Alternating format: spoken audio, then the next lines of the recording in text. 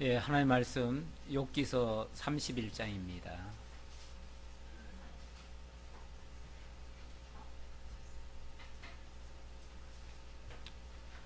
예, 31장 1절로 봉독하겠습니다. 내가 내 눈과 약속하였나니 어찌 처녀에게 주목하랴. 그리하면 위에 계신 하나님께서 내리시는 분깃이 무엇이겠으며 높은 곳에 전능자께서 주시는 기업이 무엇이겠느냐. 불의한 자에게는 환난이 아니겠느냐. 행악자에게는 불행이 아니겠느냐. 그가 내 길을 살피지 아니하시느냐. 내 걸음을 다 세지 아니하시느냐. 네, 우선 4절까지 봉독해 드렸습니다. 자, 빌닷과 욥의 변론 가운데서 25장부터 31장까지의 내용인데요. 25장 한 장에서 빌닷이 이야기를 했습니다. 근데 거기에 대해서 욥이 26장부터 31장까지 무려 5장인가요? 6장인가요? 6장에 걸쳐서 지금 답변을 합니다. 그래서 단순히 빌닷에게만 말하는 것이 아니고 지금까지 세 친구가 세 번씩 돌아가면서 공격한 것에 대한 총정리 차원의 답변이다. 그렇게 말씀드릴 수 있겠습니다. 그래서 여기서는 신존재 증명부터 시작해가지고 지금 마지막 자기의 그 순결함을 진술하는 내용까지 이렇게 상세하게 여러 측면에서 다 답변을 해 주었습니다. 하나님이 살아계시다는 것을 증명함으로써 기독교 신관에 대한 이야기를 26장, 27장에서 했고요. 참된 지혜가 무엇인가에 대해서 기독교 인생관으로 28장에서 얘기를 했고요. 그리고 자기의 과거를 다 진술함으로써 기독교 역사관이 어떠한가를 우리로 하여금 알게 하고요. 그 다음에 고난스러웠던 이야기들을 하면서 기독교 섭리관을 이야기를 했습니다. 자, 오늘은 자기의 그럼에도 불구하고 그런 어려운 속에서도 순결을 지켰다, 정직을 지켰다, 깨끗하게 살았다 하는 말, 바로 순결을 진술함으로써 기독교 윤리관이 어떠해야 되는가, 어떤 것이 참된 기독교의 윤리관이 되겠는가라는 것을 31장을 통해서 살펴볼 수 있을 것 같아요. 그래서 오늘 그 주보에도 보시듯이요, 31장 1절로 12절까지는 가정윤리, 그 다음에 상하윤리, 그러니까 주인과 종의 관계 윤리, 그 다음에 사회윤리, 사회에 대해서는 어떻게 살아야 되는 것이 옳은가, 또 환경윤리, 이 소위 말해서 자연에 대해서는 어떻게 대할 것인가, 대인관계, 사람들과의 관계는 어떻게 유지해야 되는가, 대화관계, 자기 자신에 대해서는 어떠해야 되는가, 대물관계, 어떤 물질적인 것에는 어떻게 대처하고 살아야 되는가, 이런 것들이 종합적으로 이야기를 하고 있습니다. 이런 걸 보면 기독교 윤리가 어떠해야 되는가를 이렇게 우리들에게, 물론 뭐 짧은 내용이지만 어느 정도를 보여주는 그런 내용이 되겠습니다. 자, 먼저 1절로 12절까지가 가정윤리라고 그랬습니다.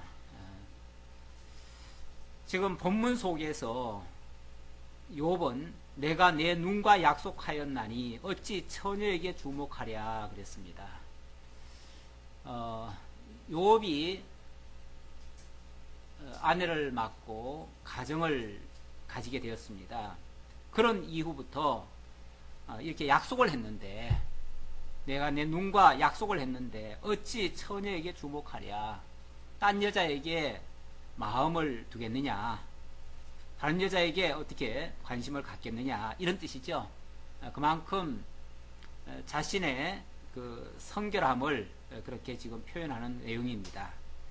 그리하면, 만약에 그렇게 했다면, 그 말이죠. 만약에 그렇게 했다면 위에 계신 하나님께서 내리시는 분깃이 무엇이겠으며 높은 곳에 전능자께서 주시는 기업이 무엇이겠느냐. 만약에 그랬다면, 내가 결혼한 다음에 다른 여자에게 눈길을 돌리고 다른 데다가 관심을 두고 이렇게 했다면 어떻게 하나님께서 내게 어떤 기업을 주었겠느냐, 뭐 이런 뜻으로 얘기하는 거죠. 만약에 그랬다면은 불의한 자에게는 환난이 아니겠느냐, 행악자에게는 불행이 아니겠느냐, 그가 내 길을 살피지 아니하시느냐, 내 걸음을 다 세지 아니하시느냐. 하나님께서 눈동자같이 우리를 다 지켜보고 계시는데 나의 발걸음, 나의 행동 그렇게 함부로 할 수 없다, 이런 차원에서 얘기하는 거죠. 율법이 없고 기독교 윤리가 뭔지 모르는 이 세상 사람들은요, 사실 이성관계도 굉장히 무질서합니다.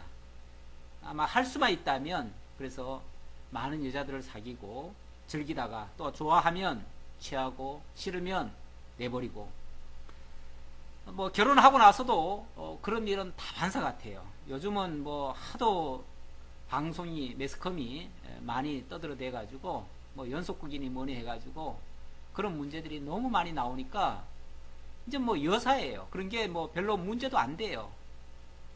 뭐 보통 몇몇 사람들 그냥 이렇게 사귀다가 내버리고 하는 게 뭐 아무것도 아니고 죄책감도 없어요. 아무런 죄의식도 없지요. 그런데 하나님을 생각한다면, 또 율법을 안다면, 뭐 당연히 욥은 율법을 잘 아는 사람으로서 하나님을 의식하기 때문에 그럴 수가 없다는 거죠.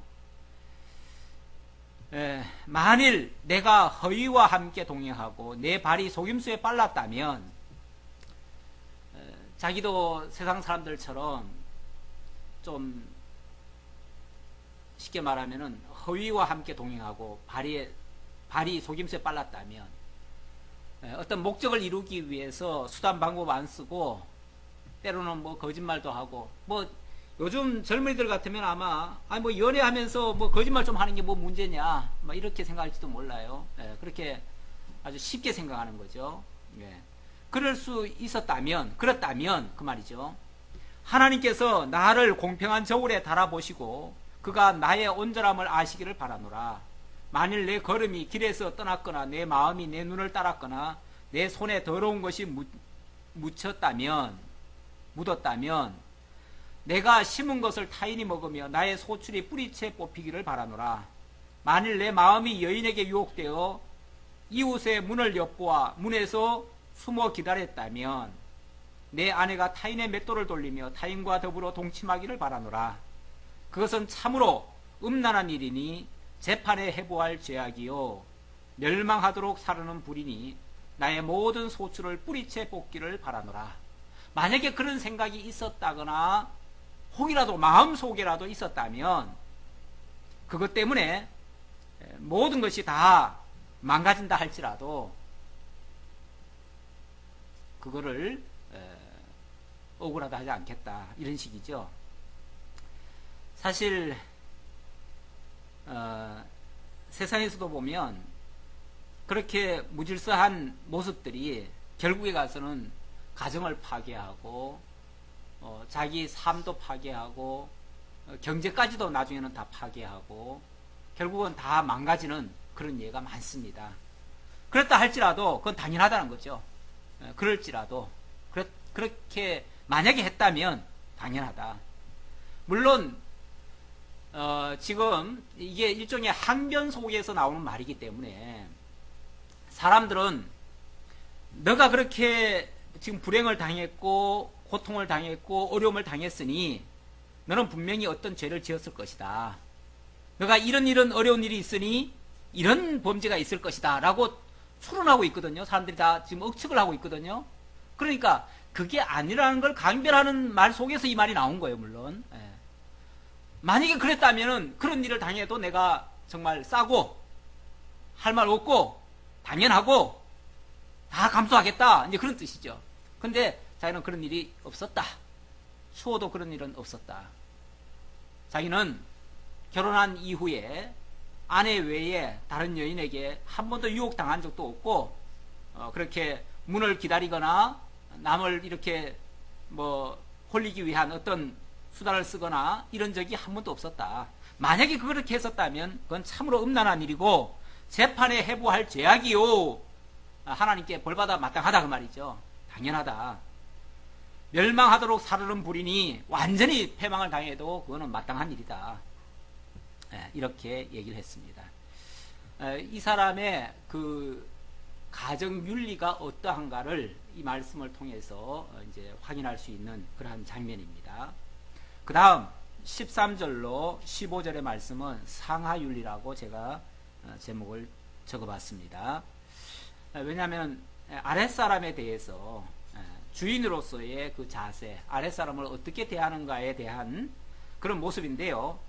아랫사람도 존중합니다. 그리고 마치 자기처럼 또는 가족처럼 이렇게 여기는 모습, 그런 모습을 통해서 아랫사람이지만 그렇게 함부로 대하지 않는 그런 모습을 엿볼 수 있습니다. 13절, 만일 남종이나 여종이 나와 더불어 쟁론할 때에 내가 그의 권리를 저버렸다면 하나님이 일어나실 때 내가 어떻게 하겠느냐? 하나님이 심판하실 때 내가 무엇이라 대답하겠느냐? 만약에 남종이나 여종을 갖다가 억울하게 해가지고 그들로 하여금 하소연을 하게 만들고 그들의 억울한 소리를 만약에 하나님께 상달하게 했다면 하나님이 나한테 책망할 거 아니에요. 그때에 내가 무슨 할 말이 있었겠느냐 그 말이죠. 근데 이제 그 말은 역설적으로 말하면 자기는 절대 아랫사람이지만 그렇게 대한 적이 없다 그 말이죠. 아랫사람도 그렇게 대하지 않았다. 나를 태속에 만드신 이가 그도 만들지 아니하셨느냐? 우리를 뱃속에 지으신 이가 한 분이 아니시냐? 이게 무슨 소리입니까? 자기를 태속에 만드신 이가, 그러니까 나를 이 땅에 나게 하신 이가 그 하인도 나게 했다. 그러니까 하인이라고 해가지고 신분이 낮거나 또는 자기와는 완전히 다 별개의 다른 사람. 사실 옛날에 그 사고에는요, 대부분 보면은 종에 대한 개념이 어떻습니까? 종은 인간이 아닙니다. 종은 상품이에요. 그냥 물질과 같아요. 그래서 필요하면 사고, 필요 없으면 내버리고. 그래서 옛날에 보면은 그 로마가 멸망할 때쯤에는요, 그 종의 값이 떨어져 가지고 조기 값하고 같았대요. 조기 한 마리 값하고. 그래서 조기 먹고 싶으면 종 하나 팔아가지고 조기 사 먹었다는 그런 말도 있어요. 그만큼 이제 종의 가치가 별거 아니라는 거죠. 이거는 뭐 돈 가치로도 별거 아닌 존재. 뭐 종이 많으면 그렇거든요. 많으면은 뭐 흔히 터지잖아요. 그러니까 그 뭐 아까울 것도 없고 죽어도 그만이고 뭐 그냥 마음에 안 들면 내버리고 마음에 들면 또 막 마음대로 취해버리고 뭐 자기 완전히 그냥 종은 그야말로 그냥 소유물이에요. 소유물. 그러니까 인간 취급도 안 하죠. 죽어도 눈도 하나 깜짝 안 하고요. 조개 한 마리 먹은 거나 비슷해요. 그러니 뭐가 뭐 아까울 것도 없어요. 그렇게 보통 인정하는 게 고대 사회의 종에 대한 개념입니다. 근데 욥은 그러한 종을 그렇게 생각하는 게 아니고 나를 지으신 그분이 그도 지으셨다. 나를 지으신 그분이 나를 그도 지었다. 그러니까 어떻게 보면 하나님 앞에서는 똑같은 존재다. 이런 사고가 기독교가 아니고는 있을 수 없는 일입니다. 사실 그 불교 쪽에는요, 지금도 그 힌두교 쪽에는요, 카스트 제도라는 게 있어요. 인간은 본래부터 네 등급으로 나뉘어져서 태어납니다. 태어날 때부터 네 등급으로 태어나가지고 아예 왕이나 뭐 이런 높은 지위에 있을 사람이 따로 있고요. 그 다음에 보통 평민이 있고요. 또 하층민들이 있어요. 상인이나 아주 천박한 아주 천민이 있어요. 거기다 완전히 동물 같은 존재가 또 있어요. 그러니까 아예 그런 존재는 태어날 때부터 아주 다르다고 생각하기 때문에 차별하는 게 당연한 겁니다. 차별하는 게.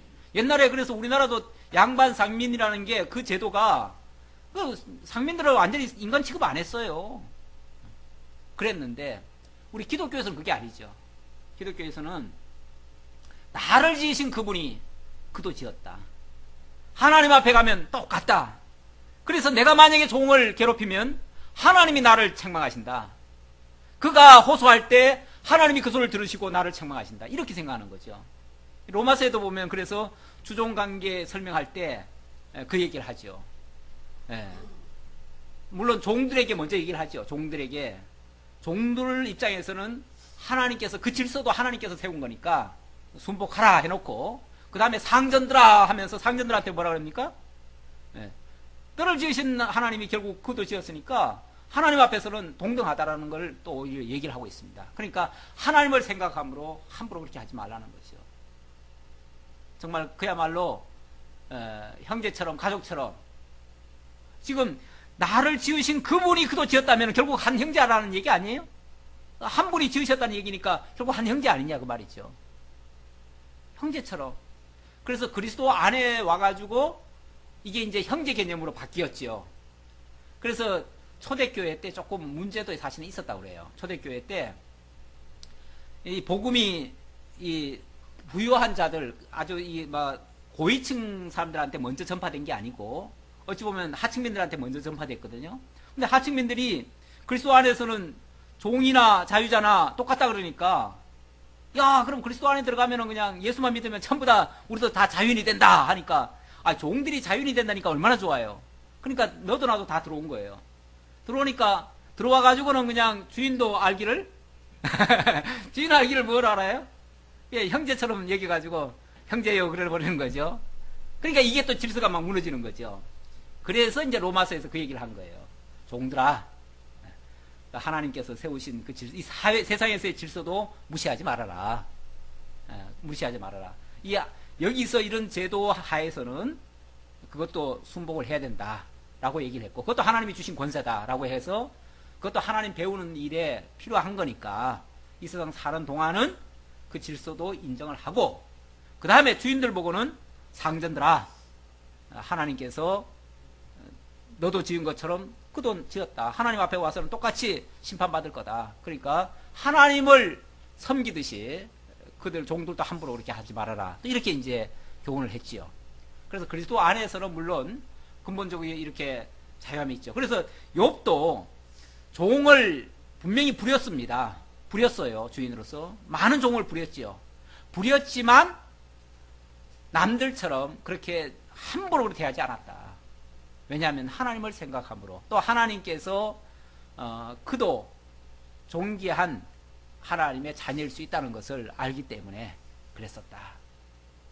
이것이 기독교 윤리 속에서의 상하윤리다라는 것을 알 수 있고요. 그 다음에 16절로부터는 사회윤리라고 말씀드릴 수 있겠습니다. 왜냐하면 과와 가부와 가난한 자들에게까지 그들을 함부로 대하지 아니하고 자비를 베풀어 주었기 때문에 그렇습니다. 16절입니다. 내가 언제 가난한 자의 소원을 막았거나 가부의 눈으로 하여금 실망하게 하였던가. 세상에는 참 어려운 사람들이 많아요. 사실 조금만 눈을 낮춰서 이렇게 주위를 둘러보면 너무나 힘들게 사는 사람들, 고통스러운 사람들이 많아요.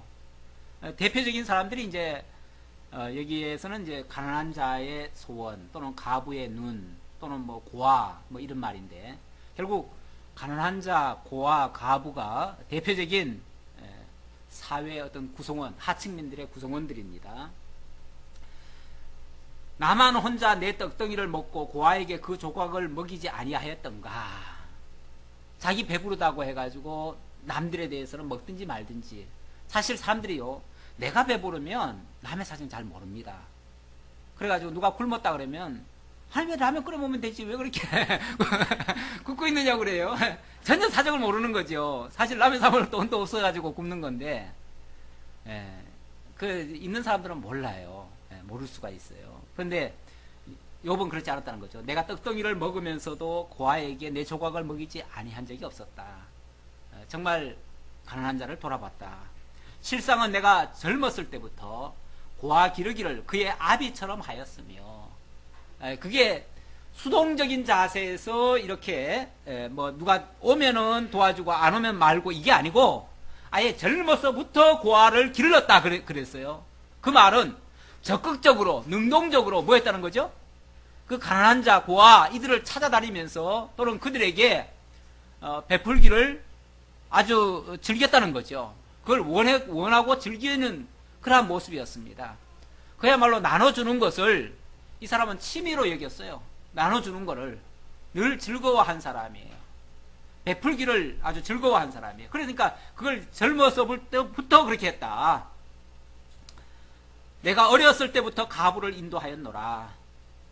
어찌 보면 젊고 어렸을 때는요, 사실은 자기밖에 몰라요. 특히 젊은 아이들일수록 더 몰라요. 세상 정말 모릅니다. 모르기 때문에 다 자기중심적이고 이기적인 생각입니다.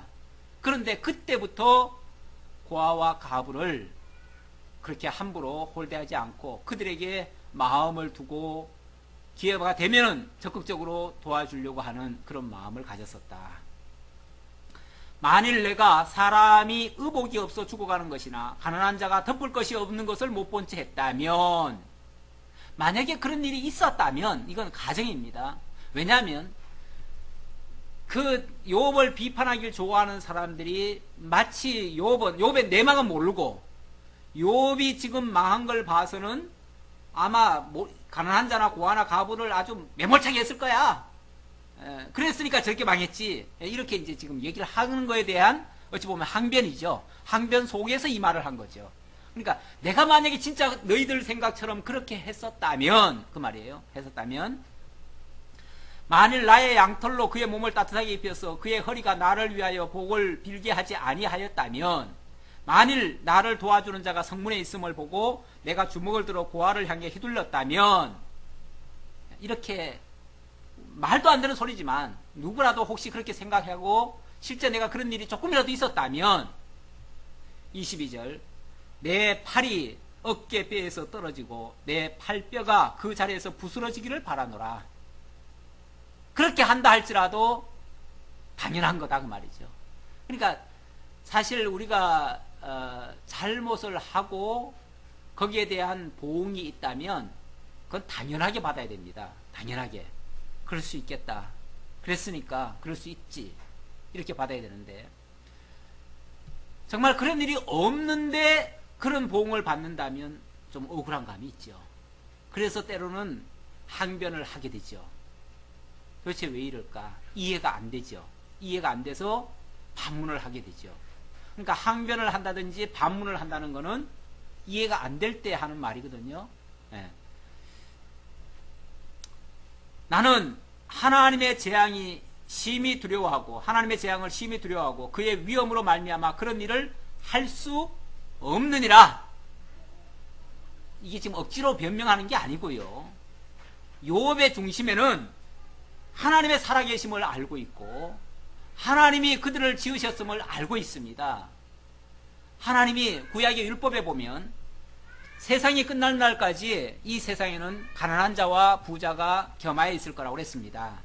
왜 그랬냐면 부자는 가난한 자를 돕도록 하고 가난한 자는 그 사랑을 맛보도록 해서 사랑의 하나님을 깨닫고 그 사랑의 하나님께 감사 찬송을 돌리게 하기 위해서 그렇게 했다. 이게 하나님의 뜻이에요. 그걸 욥이 아는 거죠. 그걸 알기 때문에 하나님이 저를 가난하게 하고 나를 부욕해 한 거는 나만 복을 많이 받아서 그런 게 아니고 하나님이 주신 이 복을 가지고 저들에게 나눠줌으로써 하나님의 복을 전달하고 저들로 하여금 하나님의 복을 깨닫고 찬양하게 하기 위해서 그렇게 한 거다. 하나님의 사랑의 하나님을 깨닫게 하기 위해서 그렇게 한 거다라는 걸 알기 때문에 그 하나님을 알면서 그 하나님이 바라시는 바를 안 할 수가 없잖아요. 내가 그런 하나님인 줄 알기 때문에 내가 그 하나님을 거스를 수가 없다 그 말이에요. 나는 내가 알고 있는 하나님은 그런 하나님이다. 그래서 내가 그 하나님을 어긋나해서 안 할 수가 없다. 내가 만약에 가난한 자가 왔어요. 고아가 왔어요. 가부가 왔어요. 그런데 나는 분명히 여유가 있어요. 그런데도 내가 몰라라 하면 그 하나님이 그를 지어놓고 나에게 붙여준 거는 사랑하라는 건데 그걸 안 하면은 결국 하나님의 뜻을 뭐 하는 거예요? 거스린 거니까 하나님이 내게 재앙을 내릴까 두렵다 그 말이에요. 그러니까 철저히 하나님 앞에서의 자세를 지금 얘기하는 거죠. 근본적으로는 하나님에 대한 신관이 아주 뚜렷한 분이고 그렇다 보니까 하나님께서 어떻게 이 모든 역사를 진행해 가시며 이런 환경을 조성해 주셨는지 분명히 압니다. 그래서 자기 할 바를 알게 되고 자기 할 도리를 알게 되는 거죠. 그러니까 하나님의 뜻을 알면 내가 어떻게 살아야 되는지도 알게 되는 거죠. 그런 모습입니다.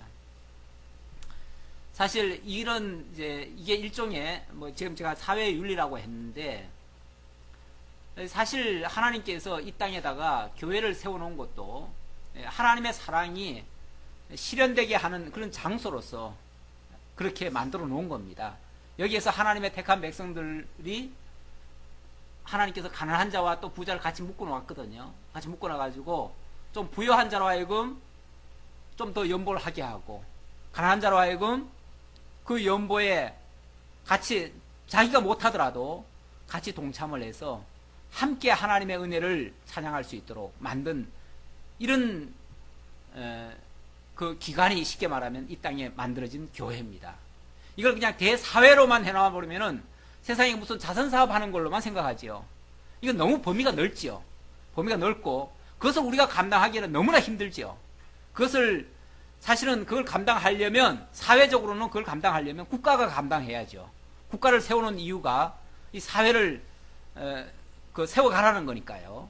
그렇게 한 것이고, 우리 믿는 자들에게는 이 교회라고 하는 기관을 통해서 결국 그러한 일들을 감당하게 하시는 거죠. 그래서 이러한 윤리가 바로 교회 생활의 윤리라고도 말씀드릴 수 있어요. 이게 이제 신학적으로 오면 그렇게 말씀드릴 수 있습니다. 그 다음 이제 환경윤리라고 제가 소제목을 달아봤는데요. 24절로 28절에서는 하나님 외에 다른 어떤 피조물도 의뢰하지 않는다는 측면에서 그렇게 말씀을 드립니다. 만일 내가 내 소망을 금에다 두고 순금에게 너는 내 의뢰하는 바라 하였다면, 세상 그 어떤 물질에다가 자기의 소망을 두고 그거 가지고 만족을 하고 그랬다면 그건 하나님이 바라시는 바하고는 다르겠죠.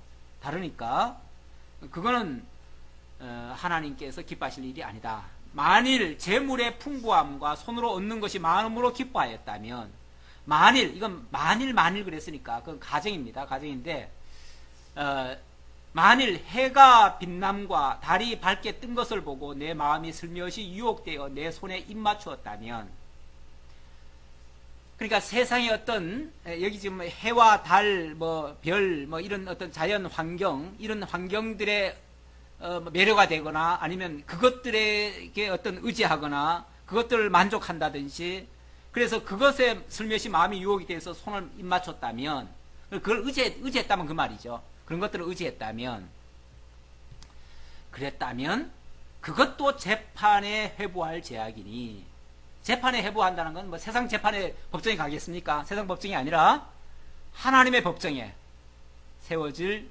죄악이다. 하나님의 심판을 받아도 마땅할 죄악이다. 그 말이죠.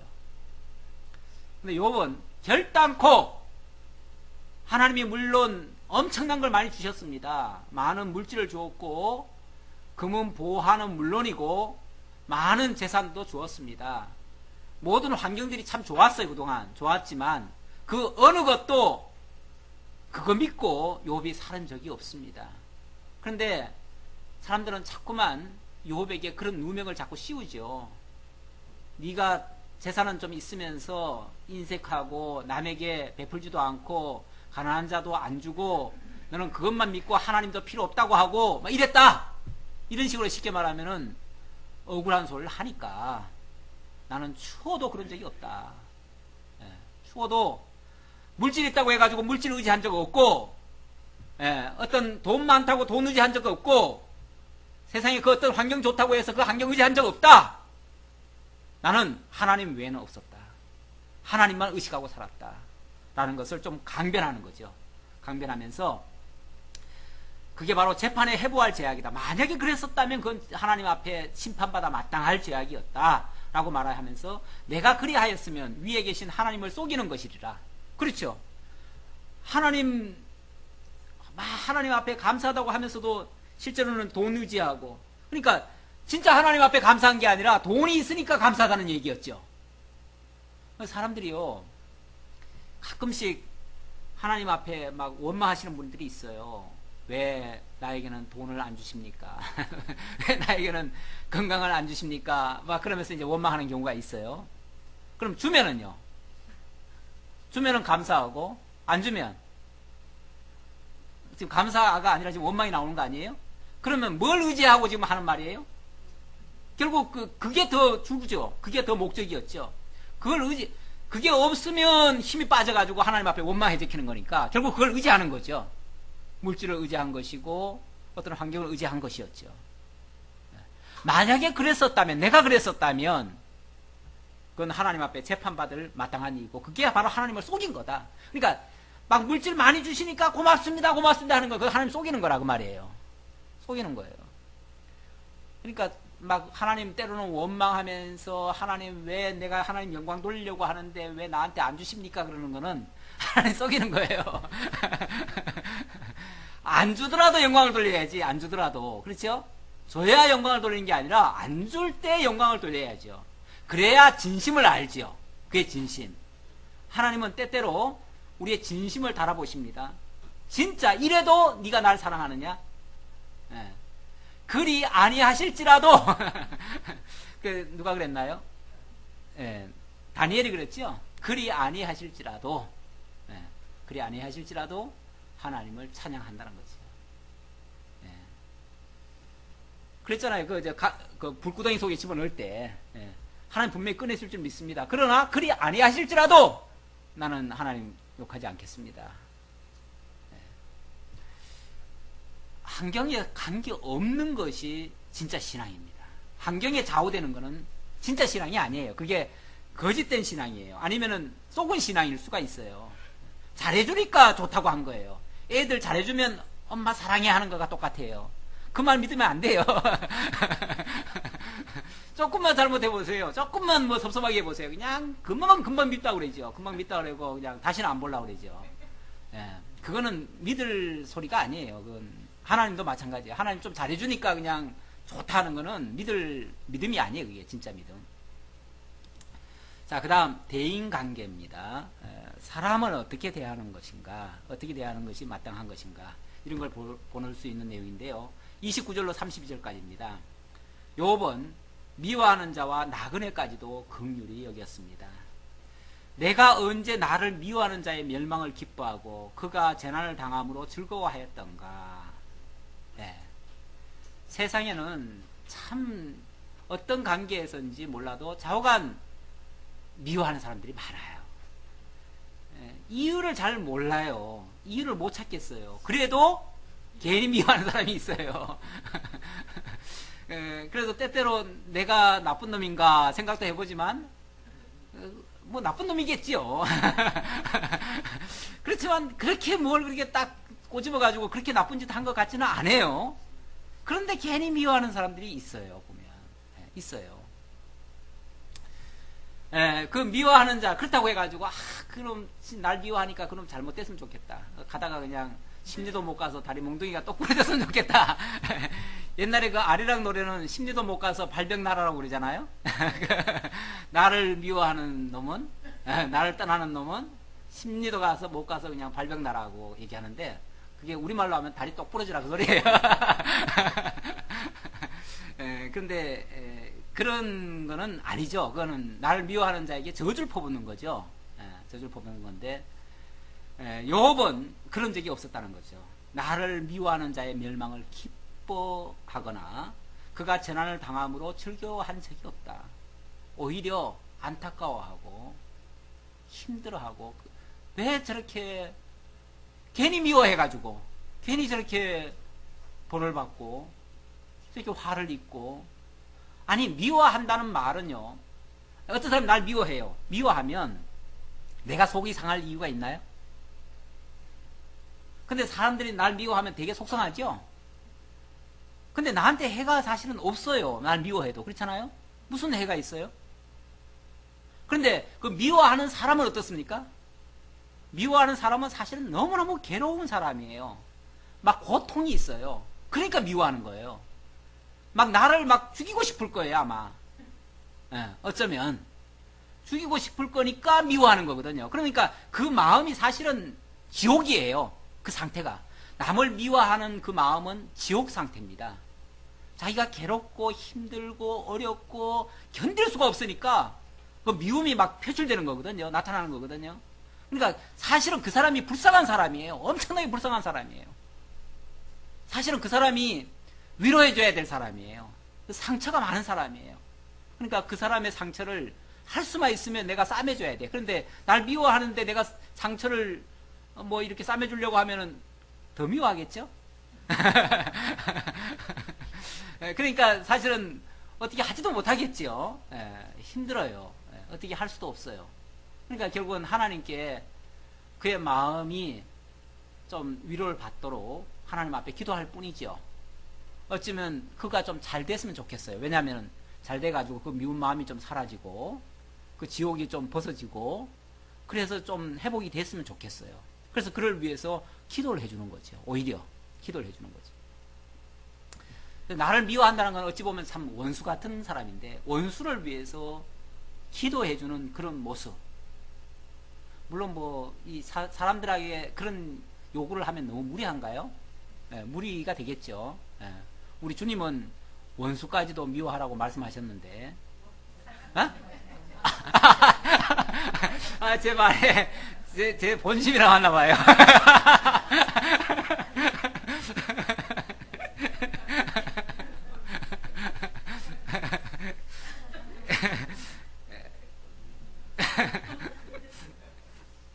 예, 원수까지도 사랑하라고 그랬죠. 원수까지 사랑하라고 그랬는데, 사실 그 말은, 근데 이제 로마서에 가면, 원수의 머리에 뭘 하라고 그러죠? 숯불을 올리라고 그랬죠. 숯불을 올리는 것이, 결국은, 승리하는 일이다. 그걸 나를 미워하는 자를 이겨내려면, 원수를 이겨내려면, 같이 미워하면은, 같이 맞대응하면은 내가 이기는 게 아니고, 사실은 지는 거죠. 지는 건데 그를 위해서 오히려 기도를 하면 그가 결국은 꺾입니다. 꺾이니까 내가 이기는 거죠. 결국은 내가 바라는 대로 되는 것이고 그거 잘 되는 거니까 그 잘 되는 것이 사실은 이기는 겁니다. 그래서 원수의 머리에 숯불을 올리면 그 얼굴이 뜨뜻해진다고 그랬죠. 결국 그가 부끄러움을 느끼게 될 것이고 나중에 가서는 아마 사과하게 될 거예요. 내가 이렇게 미워했느라 정말 죄송하다 이렇게 나올지도 몰라요. 물론 그것이 요원할 수도 있고 아닐 수도 있어요. 왜냐하면 그가 안 될 수도 있으니까. 그렇지만 우리의 입장은 그럴 수 있다는 거죠. 그렇게 해야 마땅하다는 거죠. 근데 욥은 바로 그런 모습으로 나타난 겁니다. 욥의 행동은 그런 모습으로 나타난 거예요. 원수가 나를 미워해도 절대 멸망을 기뻐하지 않았고 그가 재날 당함으로 즐거워하지 않았어요. 실상은 나는 그가 죽기를 구하는 말로 그의 생명을 저주하여 내 입이 범죄하게 하지 아니하였노라. 어떤 사람들은 막 욕을 하면은 막 같이 맞대응을 하고 욕을 하고 막 이럴 텐데 이제 그런 적이 없었다 그 말이죠. 내 장막 사람들은 주인의 고기에 배부르지 아니한 자가 어디 있느냐 하지 아니하였는가. 참 이 종들에게까지 고기로 배불릴 정도로 그만큼 풍요롭게 대해줬다는 거죠. 사실 실상은 나그네가 거리에서 자지 아니하도록 나는 행인에게 내 문을 열어주었노라. 우리 옛날에는요 시골에 가면 행간이라는 게 있죠. 그걸 뭐라 그러죠? 맞죠? 행랑채가 있었죠. 행랑채가 있어가지고 그 행랑채는 사실은 지나가는 나그네들을 위한 그게 방입니다. 그래서 우리도 어렸을 때 그런 걸 몇 번 봤어요. 지나가던 사람들이 하룻밤 묵고 가자고 그러면은 그냥 뭐 안 물어요. 뭐 안 따지고 그냥 거기서 지내라 그러면서 밥도 한 끼 주고 이렇게 해서 거기 하룻밤 자고 가고 그런 적이 있어요. 물론 뭐 모르는 사람이 이렇게 오겠습니까만은 그래도 그게 어찌 보면은 자연스럽게 그런 어떤 풍토가 됐던 것 같아요. 근데 유대 그 율법에도 나그네들에게 절대 그렇게 하지 말라는 말씀이 있거든요. 나그네를 절대로 함부로 그렇게 대하지 말라고 그런 게 있어가지고 이 욥도 나그네가 길거리에서 자지 아니하도록 행인에게 늘 문을 열어주었대요. 그러니까 늘 집을 이렇게 비워주고 여기서 자고 가라 그러고 길거리에서 왜 자냐고. 만약에 누가 미안해가지고 집 안으로 못 들어오면 왜 길거리에서 자냐. 안에 들어와서 여기서 자라. 그리고는 열어주고 그랬다는 거죠. 우리 요즘 참 세상 각박한 세상에서 또 사악한 세상에서 믿을지 못할 그런 세상에서 지금 그렇게 한다는 거는 거의 어려워요. 어렵고, 지금은 그렇게 되면은 아마 범죄자들이 어떤 표적이 되겠죠. 범죄 표적이 되겠죠.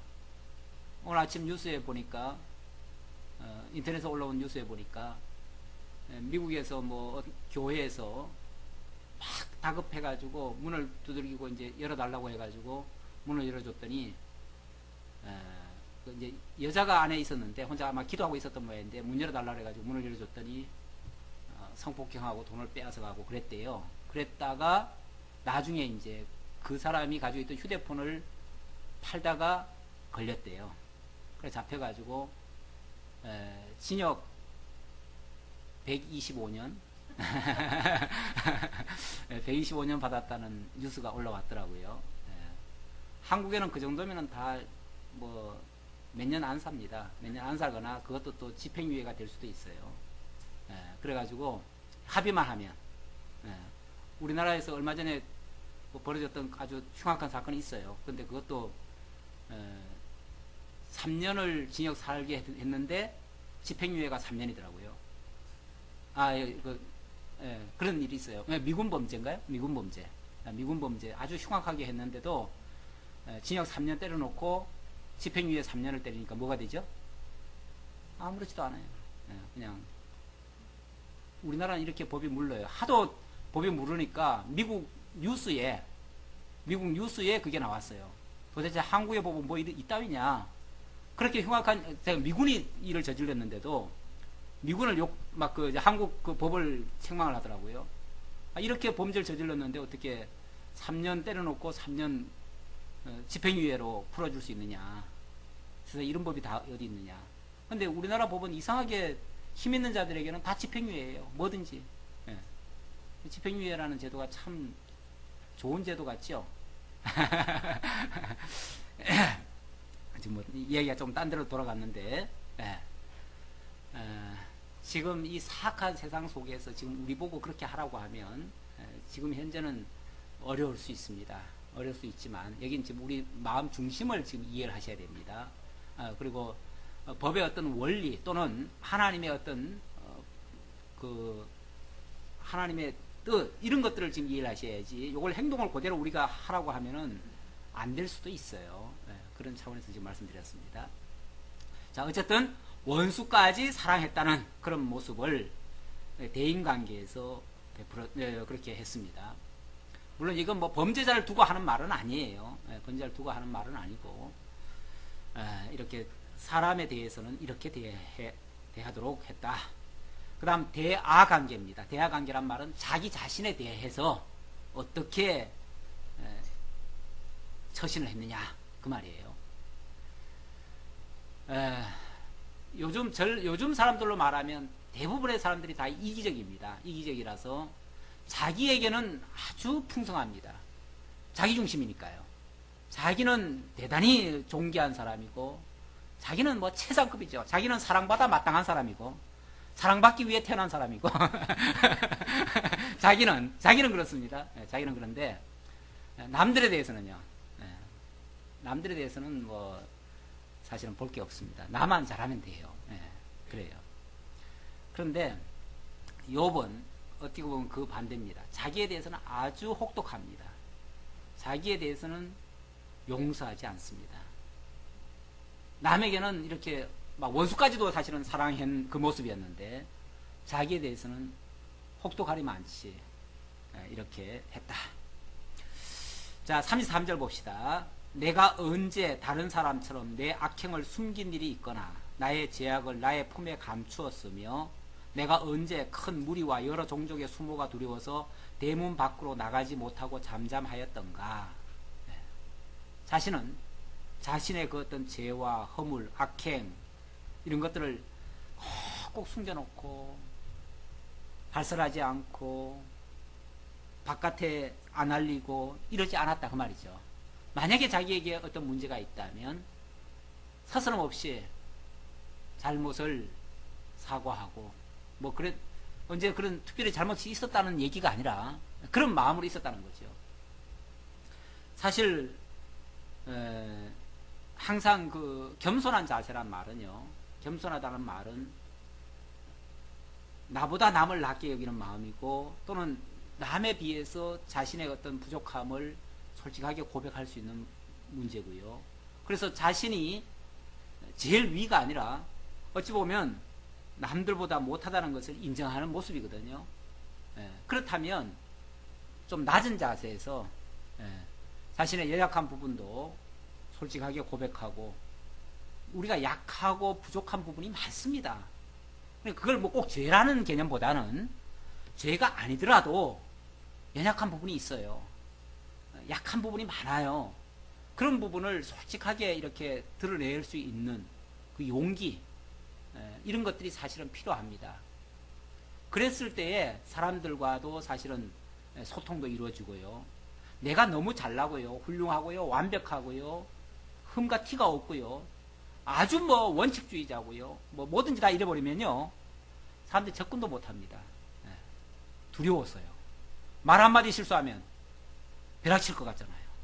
난리 날 것 같잖아요. 왜? 너무 완벽한 분이니까. 그러니까 너무 완벽한 사람한테는요, 사람이 모여들지도 않습니다. 꼬이지도 않아요. 힘들어서요. 그리고 그 앞에 가면 드러날까봐, 자기의 약한 부분이 드러날까봐. 그래서 너무 내가 강하거나 내가 대단하거나 위대하거나 이러면요, 그걸 좀 누러뜨릴 필요도 있어요. 사회적으로도. 욥은 자기가 사실은 잘난 사람이죠. 뭐 냉정하게 말하면 잘난 사람이에요. 훌륭한 사람이고 복받은 사람이고, 뭐 사회적으로나 인품적으로나 모든 면에서 훌륭하신 분이에요. 그렇지만 그렇게 막 고자세로, 높은 자세로 막 군림하듯이 위에서 막 이렇게 하듯이 한 게 아니고요, 오히려 연약하면 연약하다는 걸 보이고 이랬다는 거죠. 누구든지 나의 변명을 들어다오. 나의 서명이 여기 있으니 전능자가 내게 대답하시기를 바라노라.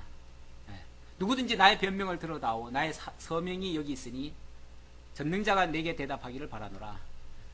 그러니까 솔직하게 다 털어놓고 하나님의 어떤 하나님 앞에서의 그런 자세로서 지금 그렇게 했다는 거죠. 나를 고발하는 자가 있다면 그에게 고소장을 쓰게 하라. 내가 그것을 어깨에 매기도 하고 왕관처럼 머리에 쓰기도 하리라. 이 말은, 아니 날 고발한 그 고발서가 뭐 그렇게 대단한 거라고 그걸 뭐 왕관처럼 쓰겠습니까? 그 말은 그걸 부끄러워하지 않는다는 얘기예요. 그리고 당연히 누가 지적하면은 지적받아야죠. 잘못한 게 있으면은 드러나는 게 맞고요, 또 솔직히 드러내는 게 맞고요. 그러니까 그것이 뭐 허물일 수 있지요. 잘난 사람에게 어떤 허물을 지적하면 그거 못 견딜 수가 있습니다. 못 견딜 수 있지만 그걸 못 견디면 아무것도 못 고치는 거죠. 아무것도 개선이 안 되는 거죠. 그럼 진짜 잘난 사람이 아니에요, 그거는. 그런데 그러니까 큰 사람일수록 누가 지적하는 사람이 있으면 그 지적하는 말을 경청하고요, 그걸 오히려 귀하게 여길 줄 아는 그런 자세가 필요합니다. 누가 지적해주면 오히려 고맙게 생각해야 돼요. 지금 오히려 욥은 뭐라고 그럽니까? 누가 내가 잘못한 게 있어서 그걸 고발하여서 고소장을 쓰면은 그걸 어깨에 매기도 하고 왕관처럼 머리에 쓰겠다잖아요. 그걸 자랑 삼아 하겠다는 거예요. 나도 이렇게 부족한 부분이 있었대요. 나도 이렇게 못난 부분이 있었대요. 하고서 얘기한다는 거죠. 그걸 뭐 자랑하는 말은 좀 그렇지만, 어폐가 있지만, 그게 부끄러워서 숨기고 이러지 않는다 그 말이죠. 그만큼 정직하게, 깨끗하게, 자기에 대해서는 어찌 보면 혹독하게, 자기를 좀 채찍하는 거죠. 어찌 보면은 자기에 대해서는 용서를 않는 거죠. 사실 자기에 대해서는 좀 용서 안 할 필요가 있습니다.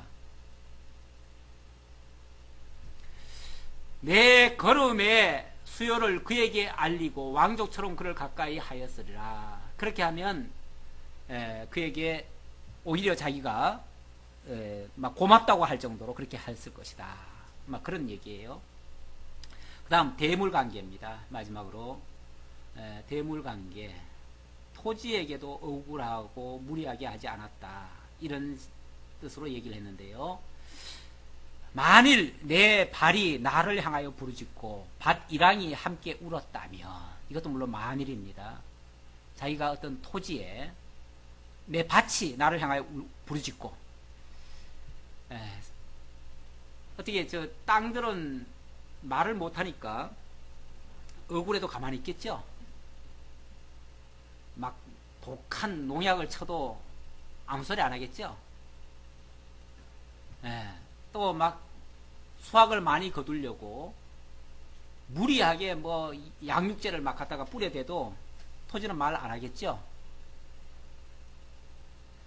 또 그제 뉴스에 그런 게 있더라고요. 미국에 지금 성인병, 미국에 성인병이 많잖아요. 성인병이 언제부터 생겼느냐? 원래부터 그 사람들이 다 그렇게 성인병이 있는 사람들이 아니래요. 그런데 미국에 이 밀 때문에 그렇다, 그렇게 발표가 났어요. 밀 때문이다. 근데 왜 밀이 갑자기 문제냐? 밀이 뭐 한 10,000년 동안 주식으로 다 써왔는데 왜 갑자기 밀이 문제가 되느냐? 그랬더니 이게 생육을 빠르게 하고 또 수확을 많게 하기 위해서 이 종자를 변형을 시켰어요. 변형을 시켜가지고 쉽게 말하면 종자 변형 밀이라는 거죠. 지금 먹고 있는 밀이. 옛날에 본래 있던 밀은 절대 그러지 않았대요.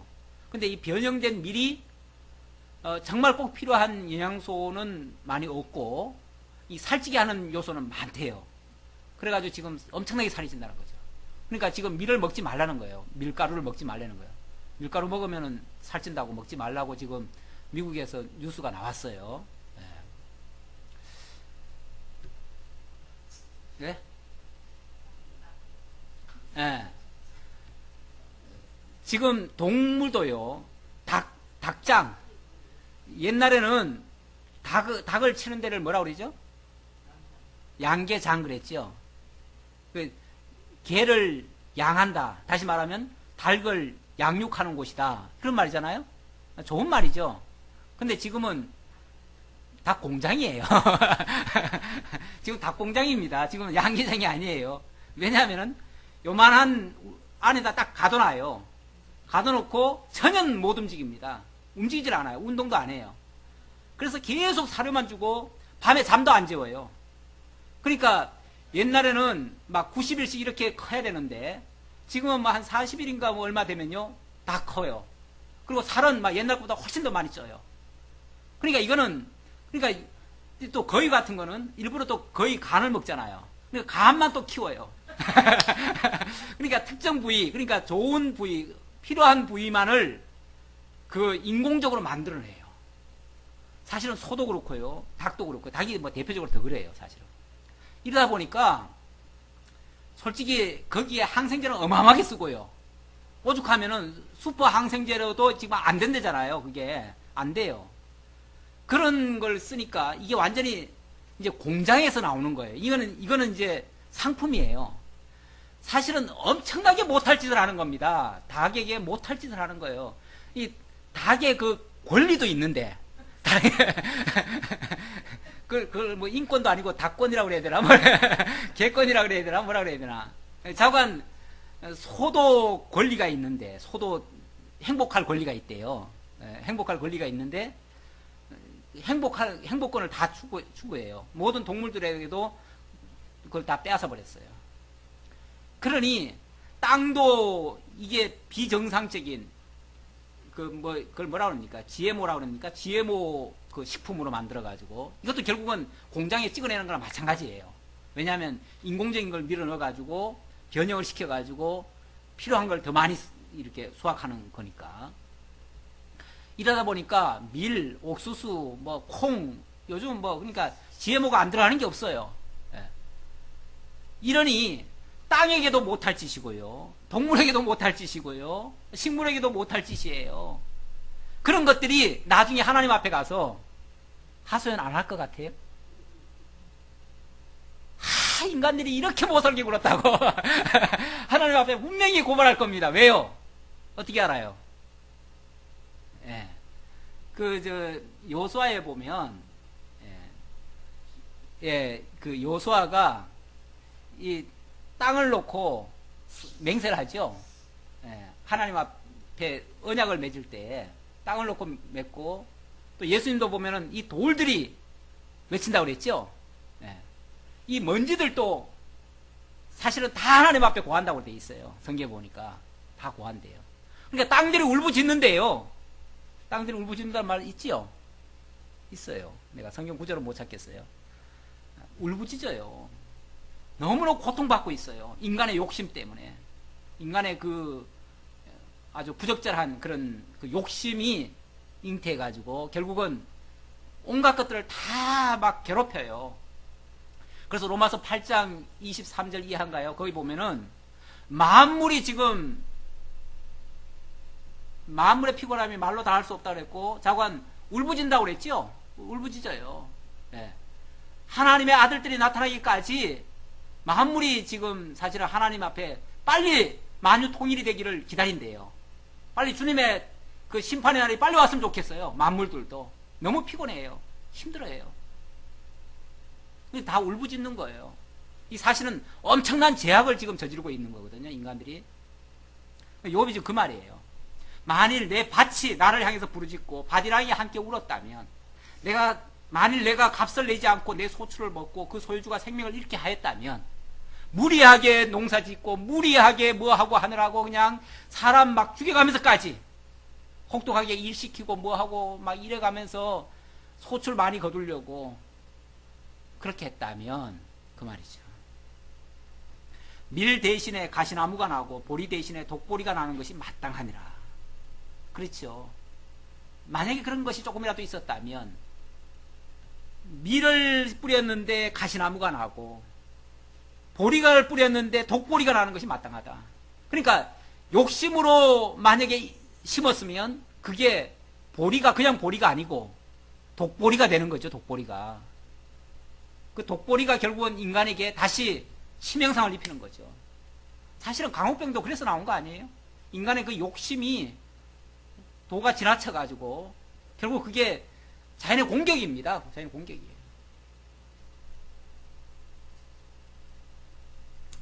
마땅하니라 하고 욥의 말이 그치니라. 욥이 할 말 다 했어요. 이 정도면 욥이 어떤 사상을 가지고 있고 어떤 생각을 가지고 있고 어떻게 살았고 어떤 신앙관에 의해서 어떤 가치관에 의해서 어떤 삶을 살았는가가 충분히 아마 설명이 됐으리라 생각합니다. 정말 힘들게 살았어요. 힘든 가운데서도 자기의 신앙을 변치 않았고 하나님에 대한 의지 변함없이 지켰던 욥의 모습입니다. 이러한 모습 우리에게 인내 표상입니다. 신앙의 인내 표상이에요. 그 실체는 예수 그리스도를 통해서 드러내 보여주셨어요. 그리스도의 삶의 모습이 이런 예표적인 모습의 실체입니다. 그리스도께서 정말 원수까지 사랑하고 고아와 나그네와 과부들을 정말 돌아보고 약한 사람들, 가난한 자들, 병든 자들 가족처럼, 형제처럼, 친구처럼 그렇게 섬기고 죄에 대해서는 죽기까지 하시고 의를 위해서는 모든 생명을 다 살리는 이러한 역사까지 하시고 이 모든 역사를 욥이 정말 어떻게 보면은 예표적으로 보여줬던 그런 모습들을 그리스도께서 온전히 다 이루심으로써 정말 우리를 대속해 주시는 그리스도이심을 보여주셨습니다. 기도하겠습니다. 아버지 하나님 감사합니다. 욥의 일생 너무나 공고한 삶을 통해서 오히려 하나님에 대한 신앙을 고백하게 만드시고 또 그동안의 모든 부정적인 생각들이 이런 계기를 통해서 바르게 정립될 수 있도록 오히려 이 화들이 하나님을 드러내고 하나님을 계시하고 온전한 신앙을 우리들에게 교훈할 수 있도록 인도해 주셨사오니 참으로 감사합니다. 이러한 모습을 통해서 하나님의 뜻이 어디에 있고 어떻게 살아가는 것이 마땅하고 우리는 어떤 자세로 살아가는 것이 옳은가를 다시 한번 생각해 볼 수 있도록 인도해 주셔서 우리 감사합니다. 참 지혜로 바른 믿음으로 지혜롭게 살아갈 수 있는 저희 모두가 되게 하옵소서. 예수님의 이름으로 기도하옵나이다. 아멘.